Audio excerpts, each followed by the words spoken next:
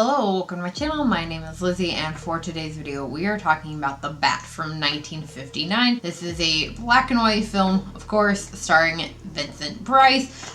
This is one that I have actually not seen before, so I was just going through Paramount Plus trying to find something to watch, and they actually have quite a few old black and white films on there, so I thought that I would go ahead and give this one a try since I hadn't seen it. It starts with following kind of two stories that do eventually come together. So at first we have this woman, Cornelia Van Gorder, who is a mystery novelist, and she has written this mansion, and right away we're led with the information that some creepy stuff has been going on there. Her staff, aside from like one woman, have all up and left out of fear of the creepiness going on in the house.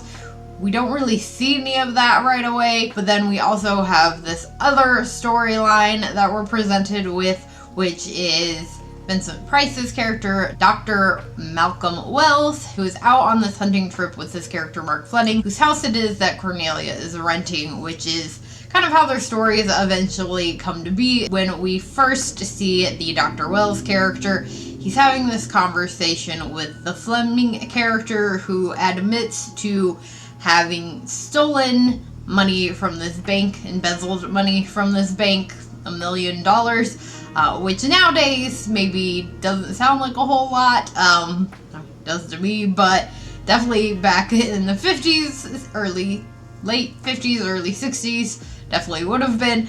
And he's talking about his plan to recover the money, that they just need a body, and that is when Dr. Fleming, again played by Vincent Price, shoots him and brings his body back to town. And that is when the townspeople have kind of learned what has happened, what Mr. Fleming has done, but nobody knows where the money is at. And all of these characters kind of come together, and they all believe that the money is most likely somewhere in the mansion. But there is this other storyline going into play with this character called the Bat, who is this unknown serial killer currently active, mostly going after women. The women that are in this mansion are being targeted by this serial killer. So there's kind of like a lot going on. You're not really sure. There's a lot of mystery behind who the Bat could be. It's kind of led to believe that it could be a couple of different characters, that it could be this Dr. Wells, or it could be this lieutenant. Now, obviously, the identity of the Bat is revealed by the end. It's also revealed that he wasn't just there to hunt these women, which is kind of maybe what they thought at first, but it is revealed that he is also trying to figure out where this money is.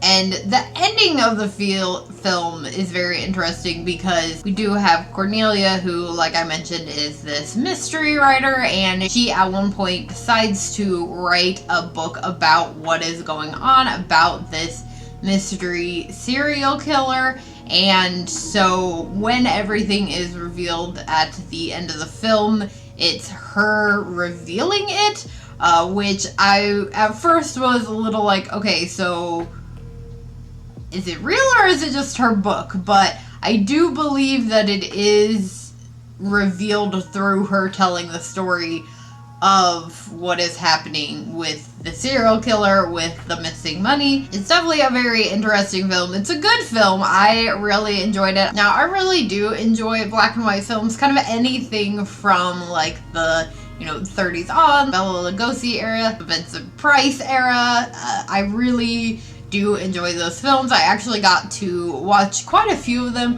when I did my 101 Days of Horror, which if you haven't checked out, I'll include that playlist so that you can see all those. I was kind of surprised it was not on that list, but it's definitely a film that I enjoyed. So if you have seen this film, let me know what your thoughts were on it in the comments below. If you did enjoy this video, please do give it a big old thumbs up, and make sure you hit the subscribe button for more horror and spooky related content, and I will see you all again later with another video.